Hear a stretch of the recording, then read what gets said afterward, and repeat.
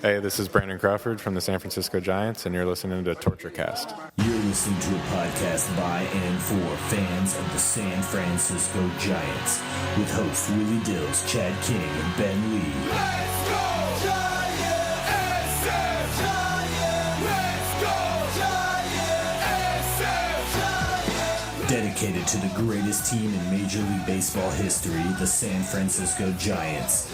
This is Torture Cast. Standing on top, not gonna stop. We came to play, ain't slowing down. We're here to stay, and we're stomping on whatever's in our way. I'm feeling like a giant tonight. Welcome to the Torture Cast, the podcast by and for fans of the San Francisco Giants.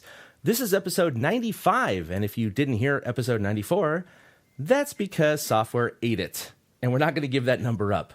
Long story, but I won't go into it. I'm your host, Chad King, and I'm joined by two knowledgeable people tonight. Let's first start with Eric Nathanson. How are you, Eric? I'm doing good, Chad. I got positive vibes and positive feelings about the Giants coming back home right now. Oh, man, it could be much worse. And to bring perspective to how much worse it could be is a person who was actually there for all four games in Pittsburgh. So he's a special guest tonight who just went on that epic road trip. He covered all four Giants games in Pittsburgh, plus the Steelers game, which has no relevance, but is pretty cool, though. Ryan Leong from Associated Press Radio. Hey, Ryan. Have you recovered Chad from and Eric, the jet lag yet? I have to get up pretty early for work in the morning, so it's probably good that I flew back. But, 3 hours isn't too bad. 3 hours. Oh, my gosh. You even know what time zone you're in right now? Yeah, I'm in the Pacific time zone, last I checked. Okay, well, that's good. I know you got to wake up early tomorrow, but so the Giants went 2-5 on this recent 7-game road trip. They won 1 out of 3 in St. Louis and only 1 out of 4 in Pittsburgh. And we were just mentioning in the pre-show that they really had a good shot at winning most of these games. And I'm just going to get right into it, Ryan. You were there, physically there. You watched every pitch. I did not. I was coming in and out, radio, TV, MLB app, all those things. What happened in Pittsburgh, and is this really a dangerous team? The Pirates? Yeah, the Pirates are a dangerous team. At least at home they are. I mean, they're 44-20 at PNC Park. And they've got some boppers in the lineup, and as you've seen, heard both, the Giants really struggle when they're missing guys. And they, unfortunately, for better or worse, they really need Hunter Pence. All right? I mean, this guy he's really a game changer for them. And granted, they got, some nice offense from Marlon Byrd in his debut, where he hits a 2-run homer rather, and then he ends up going, a triple shy of the cycle. Although the next night, he kind of came back to earth and had a hat trick, right? Which is not good in baseball. It's only good in hockey. So the Giants really struggle, right? I mean, they got to get guys back. I mean, they need Pence. They need Panic. I mean, I'm worried about Panic. Here's a guy who's 24 years old and he's got back problems. I mean, I think if you're and not even just a Giants fan, just a fan of anybody who plays baseball, I think it's a major concern for a guy that young to have that kind of an injury. Yeah, it seems to be. We talked about this last week, which none of you have ever heard, except for you, Eric.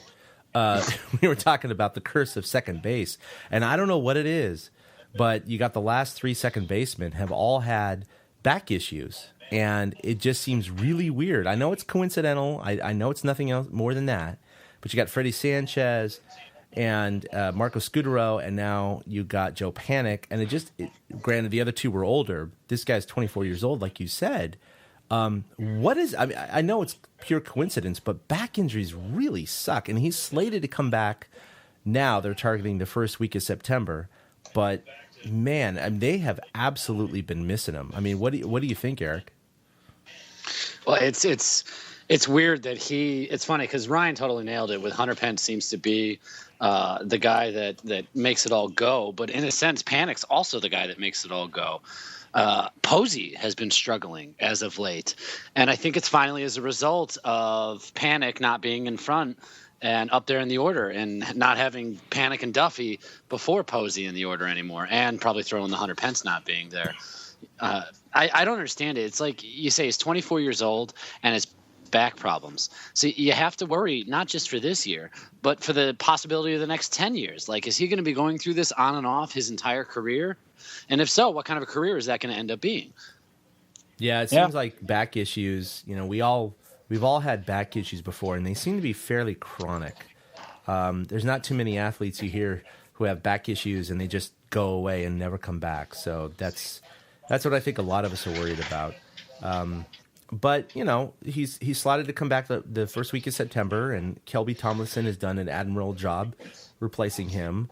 I want to get back on Marlon Byrd. We were talking about him, and, you know, they obviously traded a minor leaguer for him. It wasn't anyone that I was too concerned about. He's a veteran, 37 years old. He has, after he hit a home run in his first plate appearance for the Giants, he has 20 home runs now. Granted, he's cooled off after that first game. Given their outfield lack of depth right now and the trade that they made, do you guys think this was a good trade?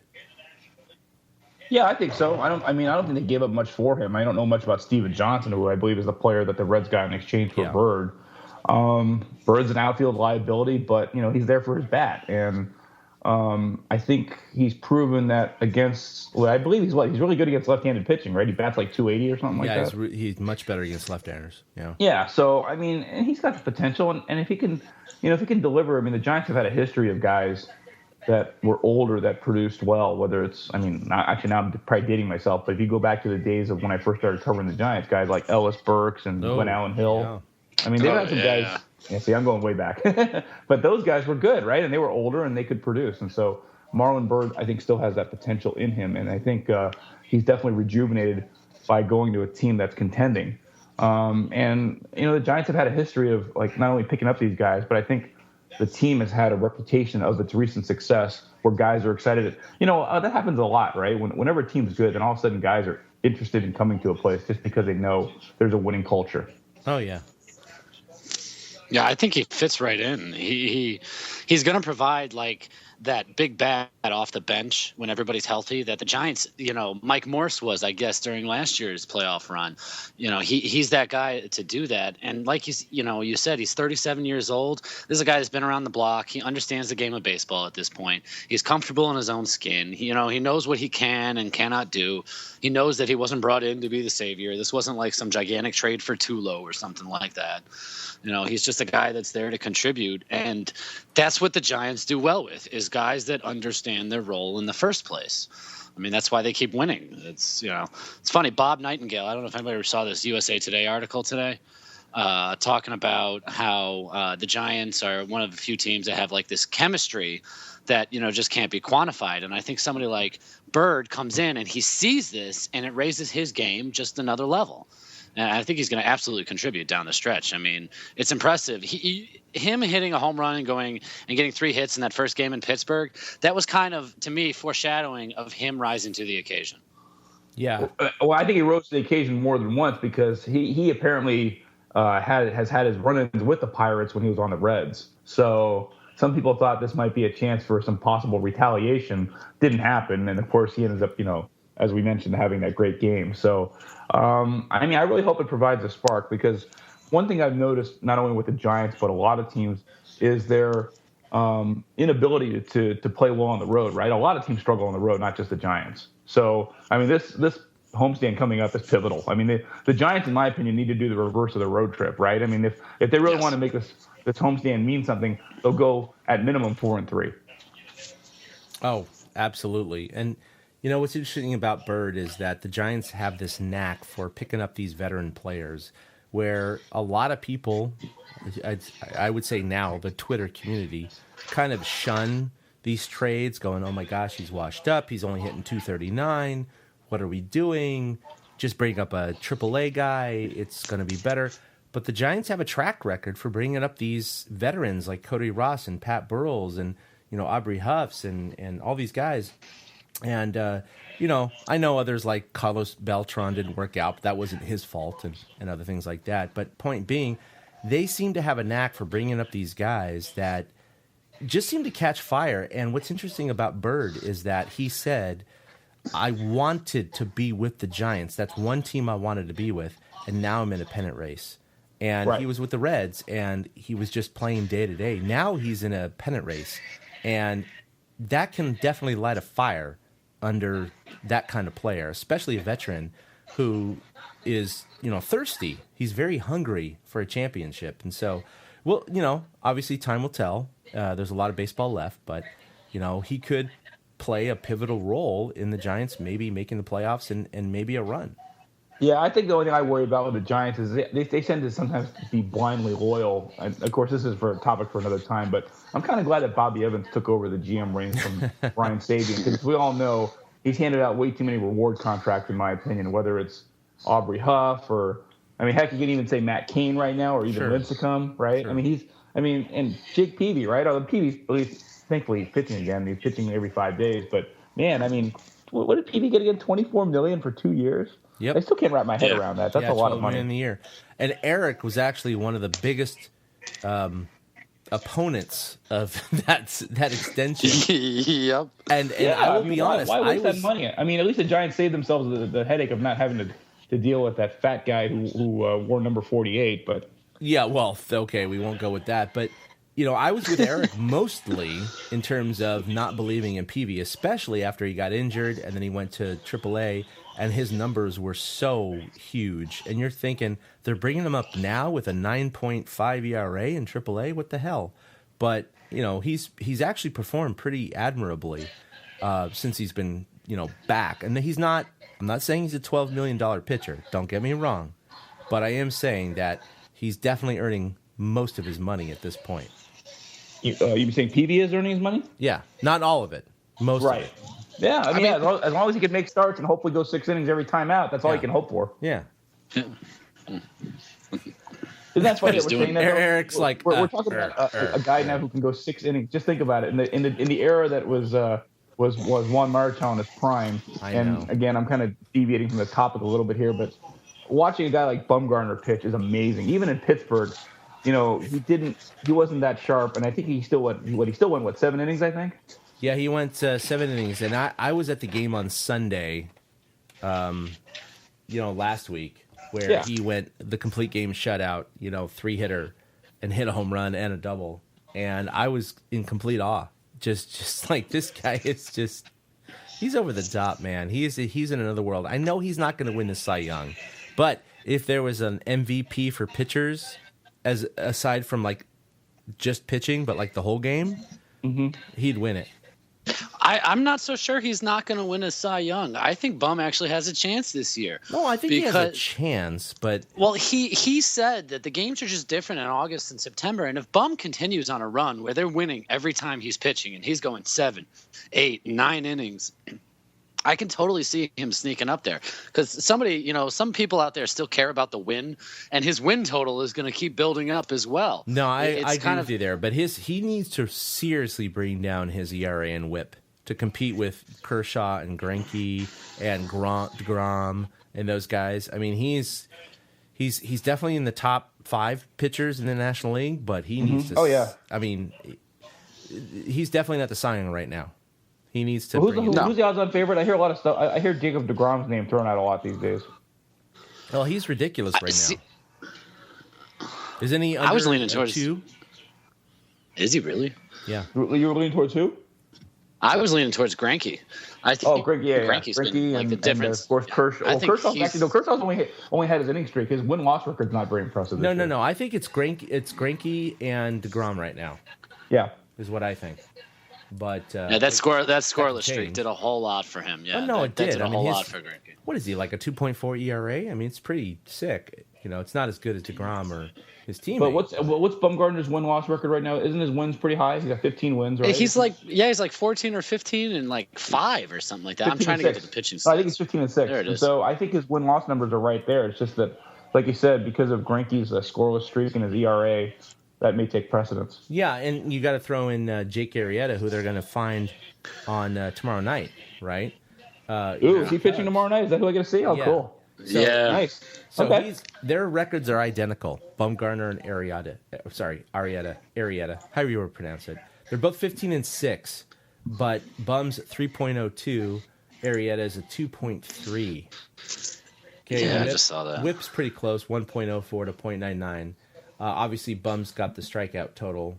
Arrieta's got a better batting average against and all these things. So Arrieta's definitely outclassed Bumgarner this year. But so that's another argument for right there. Bumgarner's just not right now a serious consideration for Cy Young. I want him to be, but Right.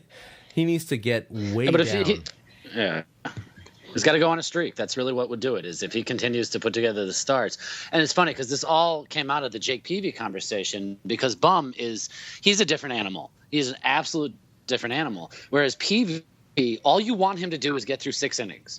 Give me 6 innings and only allow maybe 2 runs. Well, and yeah. that's all that you ask from Jake Peavy, and that's what he's providing for them right now. Well, and when you talk about qualified pitchers for ERA title, he's 14th, guys. 14th. 3.02. Bum, wow, look at that. Okay, Yeah, Zach you're right. Greinke, of course, is 1.67, which is a full 0.62 runs, more than a half a run, better than his teammate Kershaw. And then you go DeGrom at 2.29, Arrieta 2.3, Cole 2.49, Shane Miller at 2.5, and then you got Matt Harvey, Johnny Cueto, Matt Scherzer, Michael Wacha. So, I mean, he's got serious competition. There's no way he's winning the Cy Young right now. No way. He's it's way too much of a mountain Not to right climb. No. He would have to have like 5 shutouts in a row, I think, to be in consideration. But that being said, when you talk about WAR, his defense and his offense and of course his pitching, I mean, I don't care. You hit 5 home runs in a year as a pitcher, and you hit 250. You're going to be way more valuable than a guy who has an ERA that's half a run lower than you. That's my opinion. Right. I mean, look at the Pirates game. They won 6-4. He hit a 2-run home run. That was the difference in the game. So you look at things like that, and you go, okay, well, his offense might have won the game with his pitching. Yeah, no. He's such a throwback. It's amazing. I mean, I really enjoy watching Bumgarner because he reminds me so much of, like a Greg Maddux even. Guys that would just eat innings. I mean, people don't eat innings anymore. It's really sad. And he's the guy that's gonna, I think Bumgarner's the kind of guy who's gonna average like 220 innings for the next like 5 years. You remember when everyone was so I agree with worried that. about the innings load he had last year? 270 innings. That blew my mind. People were worried about it. That blew my mind. I'm like, watch Bumgarner. He's a different type of person. He can handle. His body can handle it. I've worried about certain players. I didn't even worry about him. And sure enough, he comes out. No. He had a little bit of a slow start. Don't get me wrong. But, right now he's better than he was this entire year right now in this stretch. So there's clearly no impact from his innings load last year. If there was any impact, it was only to the beginning of the year. He's fine now. No problems. Yeah, he is. So, one thing I want to bring up. The Giants, despite their 2-5 road record, which was very depressing to most of us because we do realize they could have easily won 2 or 3 of those games on the road. They should have been 4-3 in my opinion. They could have won. I agree. That's my mark, is they could have absolutely been 4-3. Not only with the games in St. Louis, but, the walk-off in Pittsburgh, the other 1-run loss. I mean, just a ball here, a bounce there, a pitch here, a pitch there. They would have won those games. But, look, it's baseball. Didn't happen. So we got to move on. So despite the 2-5 record against 2 of the best teams in the National League, and by the way, Pittsburgh really scares me in the playoffs, more so than the Cubs. I think the Cubs, they're a great team, but I think they're all just home runs, batting average at home. I don't think they play well on the road. I don't think their pitching is nearly as good as the Pirates, clearly. And they have playoff experience. Yeah. So, Yes. I would not fear the Cubs as much. Not that I wouldn't fear them, but I wouldn't fear them as much as the Pirates, of course, the Cardinals, who the Giants have their number recently. But one thing I have to point out, the Giants right now are 8 games above 500. Their high water mark this season is 11 games above 500, so they're 3 games below that. But they're 66-58. Guess what record they had at this exact time last year? He was, by the way, I think Bruce Bochy was asked that. He was asked that, I didn't talk to him in the last game. I actually ended up having some work for AP Radio, and I actually talked to the Pirates that night. But he was asked that the day before, and he kind of dismissed it. But anyway. Well, of course a manager is going to dismiss it, but as far as fans are concerned, you look at it and you go, all right, the record was identical to last year. They were But that doesn't mean anything to me. But to no, me, it in a way, doesn't. that means Because they had an incredible August last year and September. They had Right. Exactly. That's and I understand your point there. But that being said, they're in this 26 game stretch against teams above 500, right, Eric? Right. And they're kind of closing in on this now. They got Chicago, Yeah, it's almost over. St. Louis, and Yeah, LA. it's almost over. And after that, it's all bottom feeders. Not that they might not kill them. We don't know. It's mostly NL West. They're mostly in California, and they're mostly at home. So I think, despite the recent struggles, especially after the 4-game sweep in Chicago, a lot of Giants fans were already writing the obituary for this year. And it was way premature because obviously we saw what kind of streak they went on with sweeping the Nats, splitting against Houston, those kinds of things. They have plenty of time left. They're only a game and a half behind the Dodgers, and that's one thing we need to address right now. The Dodgers have lost 5 in a row. Now, I am so happy that Houston did what they did. Not just the no-hitter, of course. That just rubs salt in the wound, which is fantastic. Even if he used pine tar, I don't care. It was a no-hitter against the Dodgers. I applaud that. Golf clap. But 5 in a row. The problem is the Dodgers are not going to continually lose. They're going to go ahead and get righted pretty soon, just like the Giants are. They have plenty of time. They have 7 more games left against LA, and I think that is going to make the difference in this year. And, of course, the Giants are 9-3 against the Dodgers this year. But, I mean, what do you think is going on with LA? And do you think that I'm just going to wipe out the wild card? They're 6.5 behind Chicago. We don't want the wild card. The Giants don't want the wild card. They want the West. So of course, the wild card is like irrelevant right now. I see people tweeting out, "Oh my gosh, they're 6.5 behind." I don't care. They're 1.5 behind LA. No, I agree. That doesn't matter. Yeah, the thing is, why would you want to play for a 1-game playoff? No, it makes you no want to play sense. for a 1-game playoff, or do you want to win the division and basically have an extra day to rest and to think about who you're And a going to guaranteed 5-game series. Absolutely. And they could have home field advantage for that first series. The way it's lining up right now, they could have a better record than the Mets. Yeah, anyway, that's stupid. I don't know why people are saying wild card. Maybe it's because it's the next best thing. But the weird thing is the Giants are closer in the division race than the wild card. So why does that even get mentioned? By That's a something I lot. figure out. Right. Yeah. If it was within Right. a game, I'd be like, okay, there's a 5-game differential. It's 1.5 and 6.5. So right now, obviously, the Giants have always been focused on the West. But right now, it's supremely focused on the West. And they're heading into really tough series here. They got Chicago for 3. And then they got St. Louis for 3.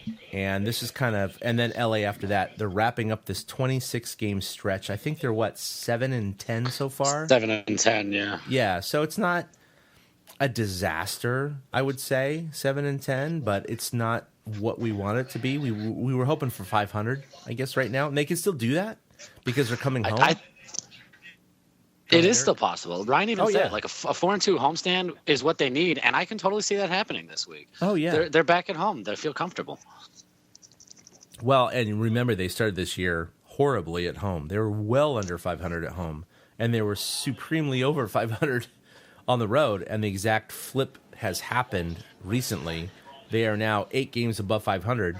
They're actually under 500 on the road, and, of course, over 500 at home now. So that's kind of the correction has happened. That's what you would normally expect from a playoff team, is to be around 500, on the road and above 500 at home.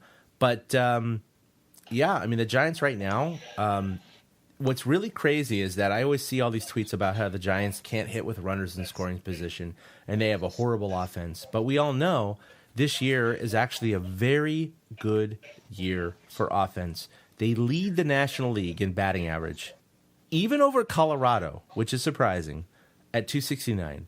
They even lead the National League with batting average with runners in scoring position at 283, and they lead the entire major leagues with batting average with runners in scoring position with 2 outs at 279. Those are all very, very respectable numbers, but I think what happens is everyone focuses on the microcosms of the one game or the two game or the series where they go 2 for 12 with runners in scoring position. They go, they can't hit with runners on base. It's like, well, no. If you look at the numbers, this is the whole reason the Giants are in contention. Yes, you're going to have games where things aren't going to work out. Same thing happens to the Cardinals or the Pirates or the Cubs or whoever. But have you been surprised by the Giants' offense this year? Have I? I mean, Yeah. I mean, it just depends. I mean, there's games where they look great, and there's other games that look like crap. I mean, that's just there's no other way to put it, lightly. I mean, I just there's that one game I remember at home where they had like, what was it, 17 runs or something like that. I was at that game. Yes. Yeah. It's fantastic. And then they have other games like where they play against the Pirates and get shut out 4-0. So, Yeah. I mean, they're really a team to me. They need to have everybody. They're a team that cannot survive with injuries. They're a streaky team. I don't have the stats in front of me, but I think no, it's not just streaky. Know. They cannot survive with their injuries. They cannot make it. Some teams can. They cannot do it. I agree. Yeah. Well, the guys that they have that put up these numbers in Pence, you throw that in there. Like the numbers, again, I don't have those in front of me, but the numbers with and without Pence are just starkly different. And the thing of it is they seem to feed off each other more. The whole keep the line moving and hitting is contagious. All that stuff suddenly seems to come true. And then, like you said, there's other times where, they couldn't hit a softball that was pitched underhand to them. It's really weird how that happens. You said it. There's no way Kelby in for Joe is going to make the difference. There's no way having Bird. I hate to say it, but having Bird start or every day in right field, that's not going to make the difference either. They've got back healthy, and when they are, they're like a wrecking force of an offense. They don't stop. They keep it going. That 15-run game you were talking about, I think they were fully healthy for that game, and it just felt like it never would stop. Okay, Duffy's on base. Now here comes Posey. Now here comes Pence. And if Brandon Belt, he's another key. If Brandon Belt isn't hitting, it like kills the middle of that lineup sometimes.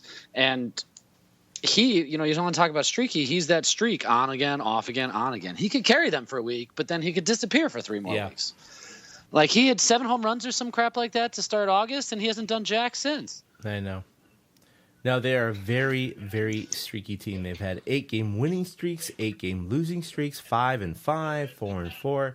They, I did see. I don't have it in front of me, but I did see a tweet by ESPN saying they are the most streaky team out of all 30 teams this year, meaning they've had the most swings in the win and the loss column all year long. So they're not consistent. Let's just put it that way. They're not consistent. They're Dr. Jekyll and Mr. Hyde. That's basically who they are this year. So, the Giants are only 6th in ERA, which has been an issue. Obviously, we know with, they got Mike Leake, which we talked about last episode, which, of course, was, erased to the gods of baseball. But he's been very serviceable. I use that term lightly. Vogelsong, it was interesting because when Leake got hurt, Vogelsong replaced him in 3 starts. He went 2-1, or the Giants, I should say, went 2-1 in those 3 starts. So you say, that's great. That's fantastic replacement. And it is. Leake, in his 2 starts with the Giants, he's been fantastic individually. But the Giants have lost both games he's started. It's a little weird to me. So hopefully that does not continue. That's a function of offense, not pitching. But, hopefully that rights itself as well. There's something to be said, and Ryan, I want to ask you this because you were in Pittsburgh. Sure. Leake got. I really felt like, what was that, Saturday's game? 77 pitches or something. Yeah, I was really surprised about that. What did Bochy have to say about that after the game? Because I didn't think Leake was done. He said he was done. Hit. Bochy said he was done. Yeah. And How? Well, let's be honest. Okay, this game of baseball is all about your investment, right? And so Leak to them is a long. I mean, look at this. Here it is. They make this great trade for Leak, and he's only been able to make 1 start since being acquired because of this hamstring injury. I hate to say it, and I agree with you, Eric, but guys are babied now. They really are. Unless your name is Madison Bumgarner, guys are babied. I mean, you get anywhere like the barometer these days is 100 pitches, right? And guys are even mentally taught to throw 100 pitches. Yeah. You think again? Let's go back to Juan Marichal. You think he was trained to throw 100 pitches when he came up in baseball? No, he was trained to go 9 innings. Yeah. I mean, it's just kind of sad now how things are. I mean, I understand the whole theory behind why guys only throw 100 pitches, because not only that, you try to shorten the game by changing things up and bringing in a different reliever, because usually, as you know, hitters try to figure out pitchers throughout the number of times they see them in the order, and usually if you can make it past the third time in the order, you've done pretty well for yourself. Right. So, well, that's I understand it. I totally think 77 is nothing either, but again, hey, that's the way the game is played these days. Well, it's just so weird because Bochy is the type of manager, and we've seen him do it to a fault, where he will hang with a pitcher just to get that win, or get him through those certain amount of innings. And then here he did like the complete opposite of what we're used to seeing on Saturday. And it's just weird to think that they're already babying this guy, considering, I mean, he's not even under contract after this season. So there's no like long-term investment here. That's true. The investment is win a World Series right now. I don't. They are babied. They're babied way too much nowadays. I totally agree with that. It's frustrating to watch because somebody like Leak, you expect to give you 7 innings, especially if he's at 77 pitches. Yep, exactly. He was cruising too, man. He was around the zone the entire time. Like it was a pleasure to watch. He got through the first inning and the first 2 innings in like 20 pitches or something like that, and everybody was kind of like, okay, good, good things ahead. And then, I don't know if it was game situational too. I know Bochy said he was done, like you said, but I mean, it had to have been situational with the bench and stuff like that, which to me is just as weird because last night you have a guy like Vogie struggling, and he obviously shouldn't still be in the game, but he's out there still batting in the 4th inning when you're thinking, couldn't we pinch hit for him now and just get Petit in there, which should have happened. You're right. No, you're right. And here's the weird thing. It's like, yeah, I mean, well, but then again, you can't knock Bochy too much because I think he actually doesn't. He actually is more liberal in going to his bullpen than most managers that I could think of. Oh yeah, but you're right. I was watching that game and I wasn't even paying that close attention, and I did notice that. I was like, he's batting here and shouldn't. Yeah, I agree with you. They should have brought Petit in then because he's the long man. Right. Get the use out of him because trust me, I trust Bochy's late game situation. I trust him moving the chess pieces, and now with Osich becoming more of the Afelt, and he's not afraid to bring in Javi when he needs to. Sergio's on a streak right now. I couldn't believe it. Before he gave up a run, I think it was last night or 2 days ago, he had 14 straight outings where he hadn't given up a run. Yep. It's like they reward him for using him in the correct situations because he's not going to go away from Casilla. It's just not going to happen. But I agree. He's really good in those late inning situations. It's part of why they've won 3 titles. Yeah, I mean, we see everyone like criticizing certain moves, and we just kind of like go, well, yeah, 3 titles in 5 years. What are you gonna do? The man knows what he's doing. All right. Yeah, so, but I mean, it was a fair question about the Mike Leake, getting yanked early and Vogie still being put out there. He gave up 1 hit. It was the home run. That was it. Yeah. And so, well, what are you gonna do? It's a King Kong. All right, so we're gonna go ahead. What's his middle part of his name? Ha Ho. Jung Ho Gong. Jung Ho Gong. Yeah, that's it. That guy. I'll tell you this much. That guy's legit. Okay. The game 2 home runs that game. Holy but the one that was the game winner was I mean, not the game winner. The one that gave him the lead was the one that went over into the Pirates bullpen. That's like 434 feet away. Well, yeah. I mean, they had 4 hits that game, and 3 were home runs. Yep. And then, I got to tell you. So we're talking pre-show about the Pirates broadcaster. So Greg Brown, who has become the voice of the Pirates, and I think he's very good. He's in his he's about 50 years old, and he started broadcasting for the Bucks in 1993, the first year after Barry Bonds left. So he's put up with a lot of years of bad Pirate baseball. And now that they're good, he's come up with all these different catchphrases. So Starling Marte hits the game-winning home run, and they call it a Marte Parte. Yeah, and of course his signature call when they win a game is, raise the Jolly Roger. Yeah. So Yeah. That's a pretty good one. I like that one. yeah, and then he's also got one that a fan gave him where, because of the Pirates, right? So if someone hits a home run, clear the deck, cannonball coming. Oh. Wow. I like the Jolly Roger. That's fine. But yeah, the other one, not so much. Yeah, he's a bit much, but at the same time, people like, the Pirates are playing well, and so he's come up with all these catchphrases. But anyway, It works. Hey, if you look back in the history, though, they used to have a guy named Bob Prince, Yes. who was known as the Gunner, and his home run call was very similar to Lon Simmons. He used to tell home runs that you could kiss it goodbye. Kiss it goodbye, yeah. Yeah, Exactly. he's great. He's a Hall of Fame announcer too. So Yeah. the Pirates have had some great some teams over the years, and I will say this: if nothing else, if this is the Pirates' year, they're the one team that I would like to see win it over. Forget the Cardinals, right? Who likes the Cardinals except for people? Nobody. I'm either picking.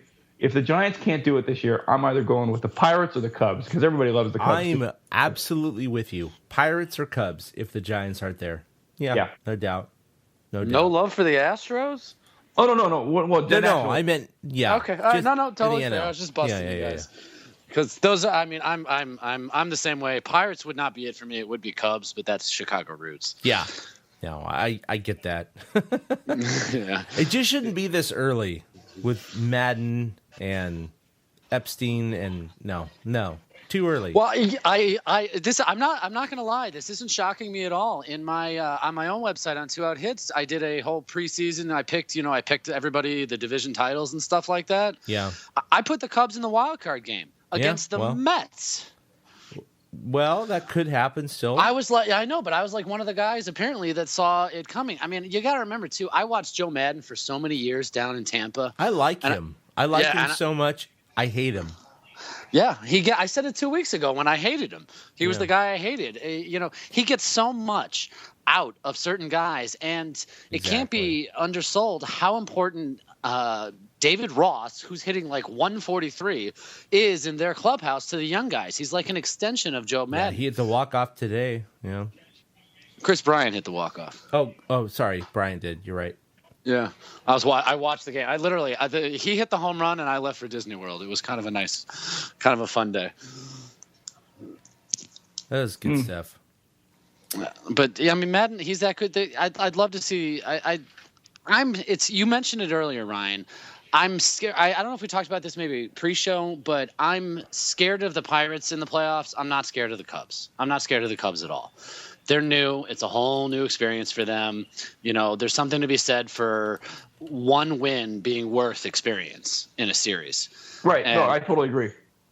But the Pirates, like you said, they've been there before. They act like a team that's been there before. They're the Giants of the West almost the way they are. And I mean, yes, it's Morse and Stewart and Ishii on their bench, but they are. They seem to kind of, and I think I read something over the weekend that they have tried to model themselves after the Giants, which is, the highest compliment you can get as a franchise. No, I wouldn't doubt that. In fact, while we're on the subject of it, having been at PNC Park now, I got to give if you had to compare the two ballparks, and it's very hard to do because I really think in some ways PNC structurally is a better ballpark than AT&T. But remember, there's more acreage, right? That ballpark was built on a larger parcel of land. Right. But their press box, as you may have seen my photos, is way the heck up there. Yeah. I mean, it's up the second level. Well, and granted, the reason it's not as high as Washington is because it's a 2-level ballpark, not a 3-level ballpark. But, I wish the press box was certainly in a better location. But that aside, it really is a fun baseball experience. No, KMBR always complains about how the fans, even in the top deck, are lower than they are in the broadcast booth, which is crazy to me. Right, and they are. But like I said, it's not horrible because I will say this for 80% of the balls that were hit, I could tell where they were going, even at that height. So, again, when Jung Ho Kang hit his home runs, I knew they were gone. Neil Walker, and of course the Marte game winner, you knew those balls were hit. So, also, as much as people talk about PNC being a big ballpark, I'm convinced after that series, AT&T is the hardest place to hit a baseball, maybe outside of the Astrodome. Oh, sure. I mean, it's really hard to hit a ball out of AT&T Park. It really is. I'm amazed that anybody. What was that one home run that was it? Brandon Crawford that hit the Bonds area, right? I mean, that's Yeah, he did. He hit it up in that like in the arcade area, but like yeah. deep. I mean, that's I mean, that's super impressive because that just doesn't happen. So anyway, after that series, I'm convinced now that AT&T Park is the toughest ballpark to hit a ball in. Oh my gosh. So, but yeah, if I had to give a nod still, and people think I'm being a little biased here because I'm from San Francisco, but yeah, I'll give the nod to AT&T Park because when the game's over, you're in San Francisco, you're not in Pittsburgh. Not that Pittsburgh's not a bad city; it's a nice city, but San Francisco is San Francisco. That's awesome. All right, I'm going to move us along to Armchair Manager, and what I put down here is Bochy pinch hitting Bumgarner several times, and so I've heard. Look, he pinch hit him when they were down by 1 run, and he said, look, I want Bumgarner to run into one. Maybe that would happen. But all of us know that he is a left-handed pitcher who hits right-handed. He exposes that left arm. Do you think that this is a good thing, a bad thing? I mean, it just seems like, to me, personally, he's a great hitter. Don't get me wrong. He's a great hitting pitcher. But me personally, I would not expose him to that possibility because if he gets hit or he runs out of single and he, blows a hamstring or whatever, that's it. Season's over. Well, yeah. I have to think that if Bum had any injury history whatsoever, Bochy wouldn't be doing this. But he's never had an injury history where he's tweaked this or tweaked that, or some guys are just more limber than other guys. It's just kind of the way it is. We see that Hunter Pence needs the torque. Like his oblique is a concern because of how much torque he puts into his swing and things like that. I will say I am concerned because of the bench being so just not there to have to send Bumgarner up. But I mean, the only thing I worry about is something freak happening, like like you said, some fastball that gets away and gets in on him or something like that. I was surprised that he continued to run the bases last week when he pinch hit. I think it was the Cardinal game, and he ended up scoring a run. I was surprised at that. I really thought they'd send somebody else out there to pinch run for him. Somebody like Peavy. I know it's another pitcher, but somebody like Peavy or somebody like that, because he is your best asset. Yeah. Yeah, I guess so. Yeah, I agree with that. Yeah, but it's concerning from a baseball sense, too. I mean, really, that's our option. Madison Bumgarner, like. We're supposed to be the defending world champion team here, and we're Madison Bumgarner's pinch hitting our pitcher. So yeah, that's he got a single, he scored, and the Giants won that game. That was, I think, the Tuesday game last week. But it shows the problem with the depth right now that Ryan alluded to earlier. That if they're hurt, they're not going to be. Yeah, they're not going to be anywhere they are. But yeah, I'm with you. I don't see certain things happening. I don't see him tweaking this or tweaking that. I see a freak injury is the only way that he could get hurt. And yeah, I guess you get concerned about that. But he's Paul Bunyan, so Bumgarner should be able to do anything. Like he's the guy indestructible. Yeah, he's like a Norse god. It was really funny. We were sitting here watching the game Friday night, and we were just joking around. Karen and I were just totally joking around about comparing Bumgarner to Jesus Christ. And no, I'm not doing that, folks. Trust me, I'm not the Beatles. Nice. But we were just making comparisons because of the beard, and look at what he's done for his people and things like that. And like the very next moment, he hits the home run, and it was kind of like, who is this guy? Who does things like this? Nobody does things like this. A Norse god. He is. Yeah. That's the fitting one. He's a Norse.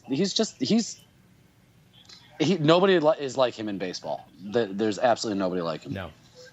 All right, so we're going to move to our new favorite guy. I know you're new to this, Ryan, but I'm going to go ahead and go with Kelby Tomlinson because he's hitting over 300 so far after he's been called up to replace Panic. So, that's pretty adequate. I mean, he's fast.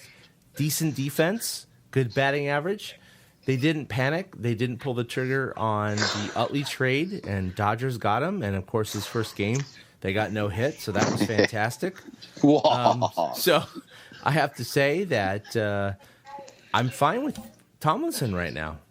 Well, I was going to ask you this: do you like him because he seems to be the Giants' answer to Eric Sogard as far as the glasses look goes? Yeah, the Clark Kent look. Yeah, exactly. Yeah, he does have pretty cool glasses. I mean, He does. I mean, I haven't paid super close attention to his numbers, but he seems like a hustle player, and yeah, that makes him a likable guy. I'm trying to think of if I had to pick a Giants guy who I like. Actually, to be honest, for me it was probably Heston, and I know he got sent down, but Yeah, I like Heston a lot. Yeah. He got sent down for a lot of reasons, and he's coming right back up September 1st, so we all know this. So I called that move like 3 or 4 days before it happened. I was just amazed that they actually pulled the trigger on that. yeah, me too. Actually, I was He thinking the had same thing.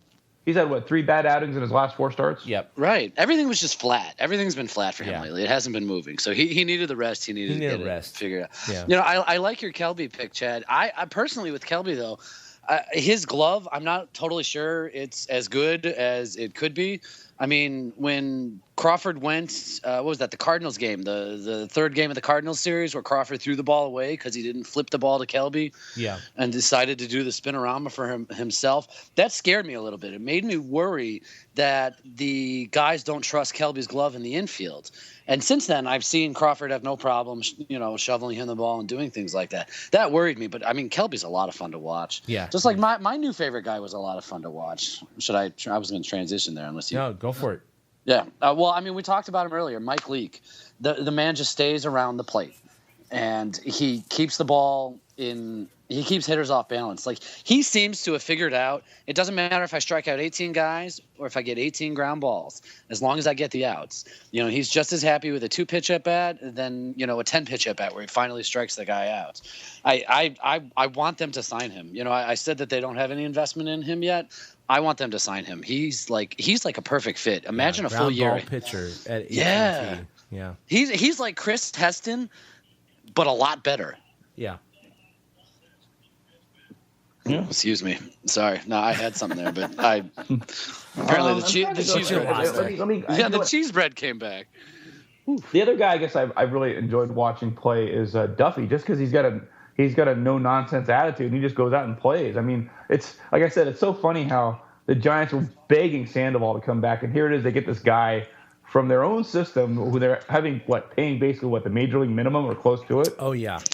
And he's just been gangbusters. I mean, I think he's kind of tailed off a little bit, but he's been solid production. He's been one of our favorite guys for like the entire year so far. He's been incredible so far. Okay. Yeah, we pass him around. We're like, this is my week with Duffy. Hot potato. So okay, we should hate this guy. I'll start this off. I'm gonna go ahead and say Sterling Marte.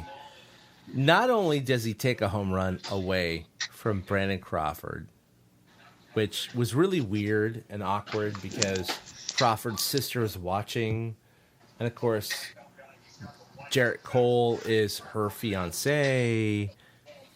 All that stuff is going on. But anyway, he robs a home run, and then later, of course, in the bottom of the ninth, he hits a home run. So, there you go. Pretty easy. Yeah, it is. Because of the Marte Partey. Yeah. Yeah, I tell you those prior announcers are pretty funny. I mean, I think handling them in small dosages is fine. So just listening to their different broadcasts, because they switch off between Greg Brown and Tim Neverett, and then the former Pirate great Steve Blass is like the equivalent of Mike Krukow. Oh. Yeah. Well, it's funny. You brought up the whole Crawford and Cole and thing. I mean, you saw Crawford's sister. She's freaking gorgeous. Like that family. Yeah, that family has got the best genes on earth. I mean, they've got the most handsome man in baseball playing short, and then they've got this other young daughter who's marrying into the family business almost. Wow. That's the best I can say. I looked at this because I saw. I guess they showed a shot of her on Sunday Night Baseball on the telecast, and I just got a glimpse, and I was like, well, hello. Yeah. They got the same eyes too. It's really kind of funny. You can see that. The exact same eye structure in it. Yeah, she is not an unattractive woman. No, not by any stretch. I got somebody to hate because you just mentioned Sunday Night Baseball. I'm going to hate Curt Schilling because the guy is just not good at his job. He thinks he's good at his job, but he's not very good at his job. Here's the thing around Lucky. I actually haven't had cable for the last couple of years, so I haven't followed those guys, but I'll tell you this much, and then I'll let you finish your point, Eric. I miss John Miller working with Joe Morgan. I really do. I didn't think I'd ever say that because Joe Morgan is kind of a blowhard, but Yeah, he is. I mean, but I miss him now. I really do. In retrospect, I miss Joe Morgan. Yeah, well, it's funny because I only watch. I mean, I watch Sunday night games. The only time I really watch a Sunday night game is if the Giants are on or if the Cubs are on. And any ESPN game I can get, I soak up because I'm, casting everything through the At Bat app on the Chromecast. That's how I watch my games. So when I can get, a game that's on cable, I'll watch ESPN. Wednesday night Cubs Giants are on ESPN. I'll be watching that. But Schilling is just bad. He's so bad. He was going on and on about, first of all, he didn't have a high opinion of Susac at all last night. And he kept talking about how he thought that the Pirates hitters were giving away like location and things like that. The Pirates runners, I should say, were giving stuff away to their hitters. And, you sit there and watch it and you could see the guy in screen. He's not making any movements. He's not doing anything. It's like Schilling conjured it up out of his imagination. And then he sits there and he's like, okay, I figured out their pitch, their call sequence. He's like, I know what pitch is coming every time. And then Schilling's like, okay, this is going to be a fastball inside. And Petit throws a breaking pitch on the outer half of the plate. It was like, buddy, stop trying to be so I know this, I know that. He's the type of announcer that will always say, well, in my day or when I was playing or the way it seems to me, instead of just making his point. I value like Kruko so much more because he'll just make his point.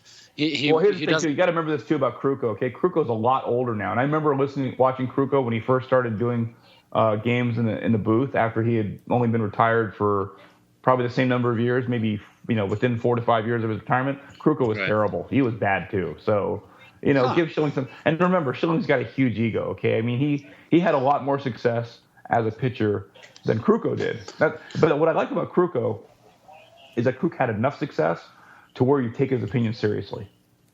Yeah, I agree with that. Well, the thing with Schilling is he reminds me of guys like Ted Williams, who, when he managed, and I think Schilling's kind of like this, Schilling doesn't understand why other players can't do certain things that he was able to do. Probably, exactly.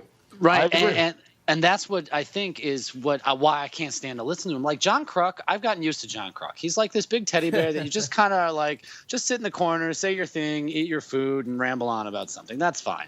But Schilling tries to be so hard, and it's hard to watch a game and have Twitter open on ESPN, and have Twitter open at the same time without seeing everybody just complaining about ESPN up and down the dial.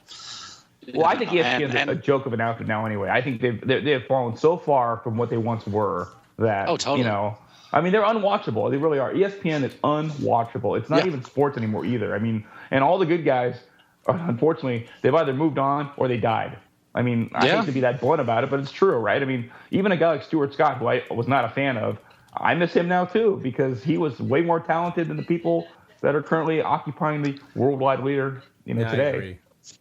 I couldn't tell you the last time I watched the Sports Center. I've got ESPN 2 on right now because the Cardinals and Diamondbacks are. But if it's not a game, I don't watch ESPN. I just can't do seriously. it. Well, here's the thing. Thankfully now, because of all the cable networks, you can watch your specific network for your highlights, right? And you'll get highlights. And at least thankfully, MLB Network hasn't, they haven't screwed things up just yet where they're not showing the highlights. They're showing you actual highlights. Yeah. But so we have to hate somebody every week. So I'm hating Schilling just because it was annoying to listen to him make my ears bleed. Yeah. Yeah, no, I'm with you on that. Then I saw the notes about Starling Marte. Come on, you can't hate a guy where his nickname is Marte Park. No, I don't know the guy personally, but I mean, you can hate him for what he did on the field. But I picture somebody making it rain when you're doing that too. They're like Marte, Parte, and like flinging Benjamins everywhere. No, I totally picture that. Not so much. Well, he did get the Gatorade bath when he hit home plate, but. It's not as fun as the Oakland A's when they have their walk-offs, but then again, the A's have had so few walk-offs this year that. Yeah. And the Pirates lead the league in walk-offs. Yeah, they're having a great year. You're right. They're doing fantastic with that. They do. Yeah. I thought the Cubs did. I'm not. The Cubs are right up there, I think. But yeah, I know that. I watched so many Cubs games that it's kind of like, didn't they just do this? But yeah, I'm not even going to bother looking it up. Who they cares all do it. Right? Giants barely do it. That's the funny thing. The Giants have done it like 3 times this year, if that. Not many times. No. So, speaking of the Giants, why will they win it all? I'm going to say they might actually win because the Dodgers suck. Now, look, I'll expand on this. They're not going to, lose the rest of the season, but I think the Dodgers, from my point of view, have been much worse than I thought they were going to be. And so that's enabled the Giants to be in a position where they have their best chance at making the playoffs, being a game and a half back. And they have 7 games left against the Dodgers. So I think that's going to be the key. If they win, 4 out of 7, 5 out of 7, 6 out of 7, that's going to be it. That's going to seal the deal because I think the Giants, aside from the Cardinals and the Cubs and, of course, L.A., which I was just talking about, the rest of the season is against the West, which is all pretty much under 500. So I think the Giants, if they do what they should do against those level teams, they have a really good chance of winning at this, and I don't think I would have said that 2 or 3 weeks ago. Well, I will say this. I don't know how far they're going to make it if once they get into the playoffs, because it is a crapshoot, right? And again, if you look at the Giants' 3 World Series titles, I mean, they all got kind of lucky. They were basically the underdog in each one of their postseasons, Every right? single one. 2010 though was probably, to me, the what do you call it? Like overall, the best run that they had as far as like kind of emerging, because I mean it's still inconceivable how they came back in 2012 against the Reds and the Cardinals, right? Yeah. I mean they steamrolled the Tigers, and you look at this last postseason, if it wasn't for Bumgarner, the Giants definitely do not. Well, No. they don't even win the wild card, No way. first of all. No way. Right? No question. But anyway, the only reason I bring that up is because I just want to compare them real quickly with the Golden State Warriors, and they basically I wouldn't say it was a cakewalk, but they made it look pretty easy. All right, and the Giants have never really, but they really haven't had torture either. I really think torture to me is being an A's fan. Anyway, that's for another time. I mean, and I can see why because the torture came around because of 2010, right? Because of the Giants leading up to that postseason, they were kind of torturing their fans. Yeah. And I think the torture, actually, legitimately, even though it's funny because again, they call it torture, but the real torture moment I remember was in 2009. Do you guys remember the game against the Rockies?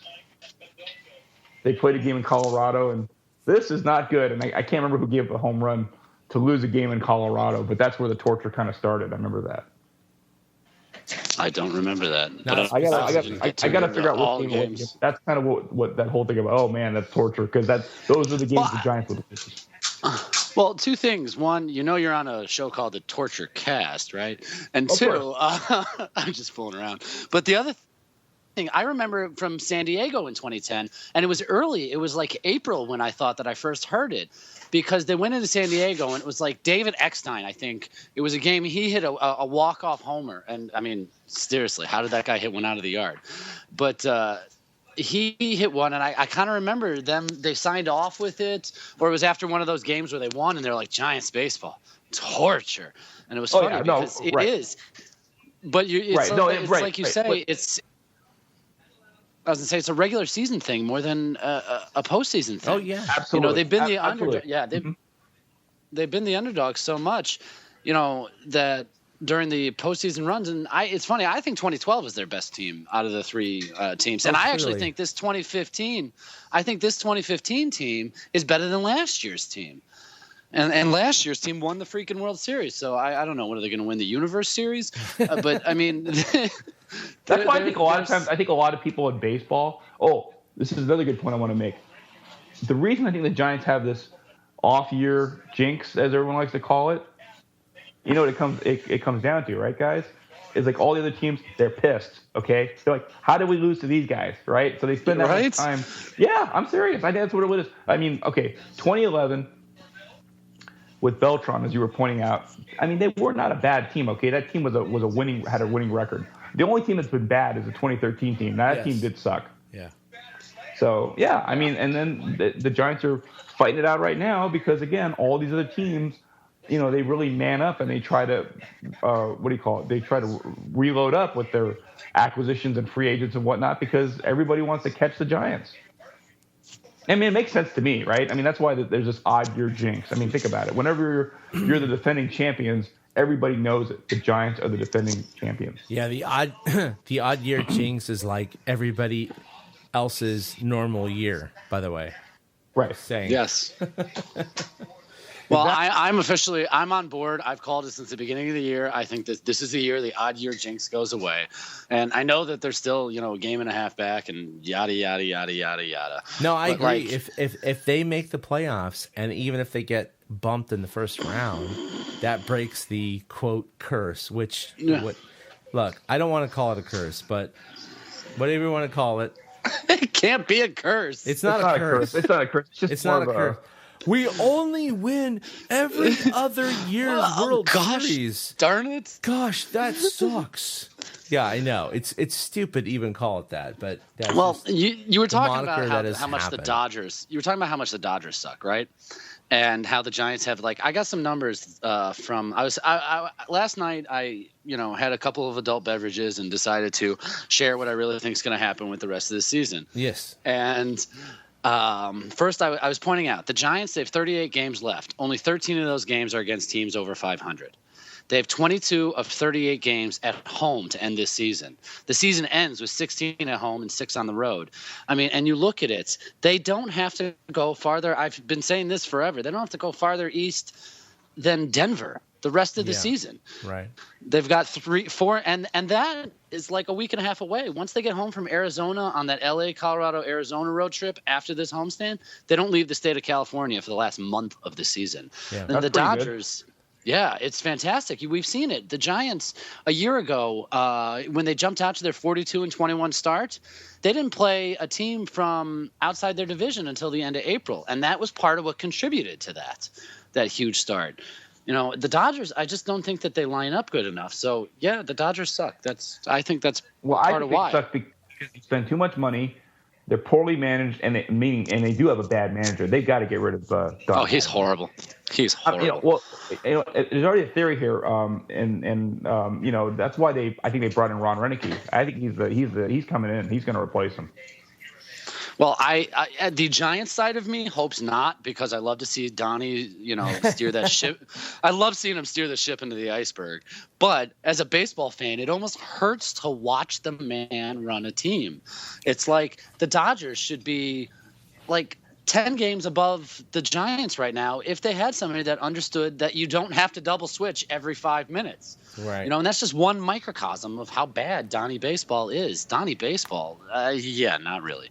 Yeah, but you know what? Actually, I kind of hope in a way he does get fired, because that would be – come on, if you don't like the Dodgers, I mean, why would you – that's another thing that's a failure, right? So you're wishing absolutely. for that. Now, the only reason I want to see the Dodgers actually succeed is because a lot of, I think, how the Dodgers are playing is going to predicate whether Vince Scully comes back for another season of broadcasting.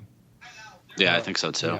Yeah, so, I mean, there's part of me that wants to see them succeed enough just so it'll bring Vinny back for another year. And it would be nice that, because I think people forget this. The Dodgers haven't sniffed the World Series since they won the World Series in 88. 88, yeah.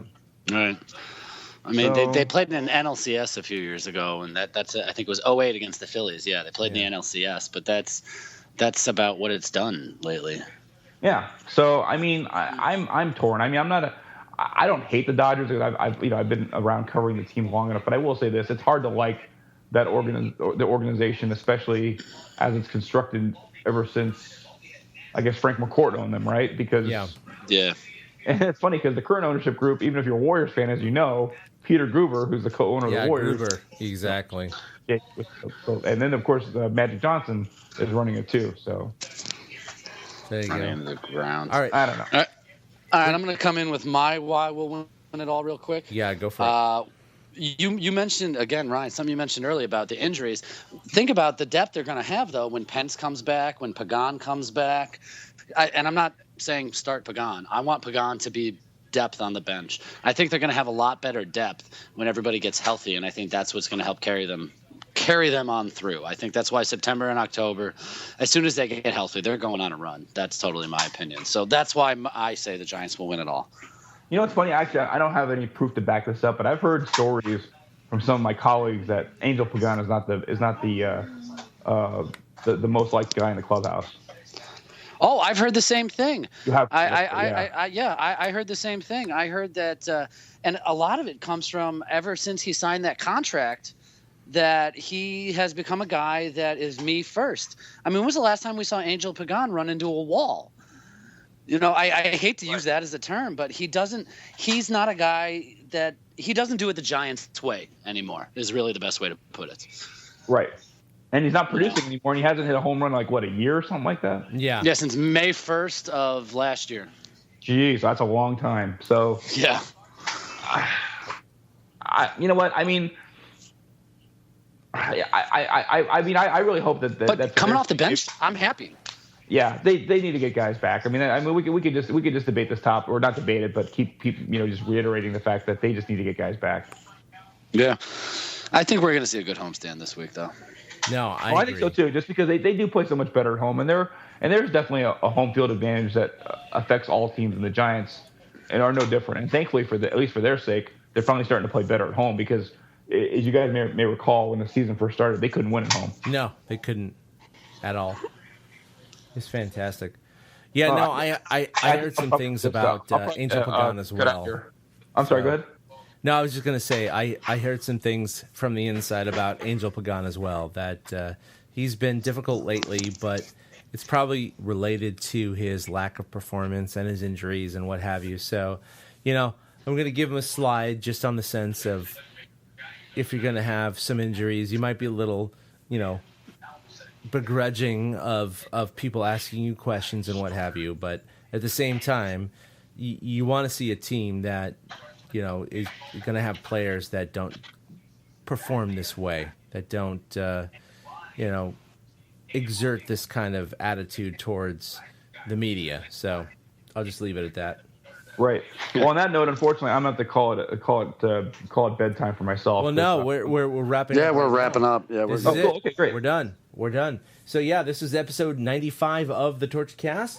If you want to listen to us, you can tune in at torchcast.com. You can also follow us collectively at TorchCast. You can also like us on Facebook at torchcast.com on Facebook.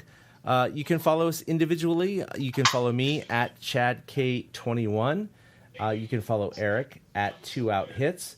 For the absent Willie, at Willie Dills. And, of course, Ben at Fried Duck. And Ryan, we can follow you at Ryan Leong, correct? Yeah, at Ryan Leong, Leong. Leong. So he puts out some great stuff. We often cover games when Ryan's there as well. So it looks like several of us are going to be there actually this Friday against the Cardinals. Are you going to be there, Ryan? Of course. Come on. Hey, I'm there all week, man. I mean, you can't. This is the homestand to go to if you're going to go to a homestand. I mean, you get two of the signature franchises in the National League. It's going to be, you know what, honestly, and I'm not one to try to hype stuff up, but I will for this. Not only do you have two of the signature franchises, two of the better fan bases, it's going to be a great week of baseball. No, it's going to be fantastic. So we plan on having myself and Willie Dills and one Veronica Belmont, who has 1.7 million Twitter followers, way more than the San Francisco Giants. Actually, and I'm going to make sure I get there darn early because I need to make sure I have somewhere to sit in that press box. Yeah, exactly. So. It's going to be a little bit crowded that night. So anyway, thankfully you joined us for episode 95. Hopefully you join us for the bonus-ode after the game on Friday night and for the eventual future bonus-odes and other episodes. So for Ryan and for Eric, this is Chad signing off on episode 95 of the TorchCast. We'll see you next time. Boom. A big thank you to everybody for listening to the TortureCast, the podcast by and for fans of the San Francisco Giants. Follow us on Twitter at TortureCast. You can also like us on Facebook or check out our blog at torturecast.com. I also want to say thank you to Ashcon and Bailey for letting us use their song Feeling Like a Giant for our intro. For Ben Lee and Chad King, my name is Willie Dills saying, we'll see you next time.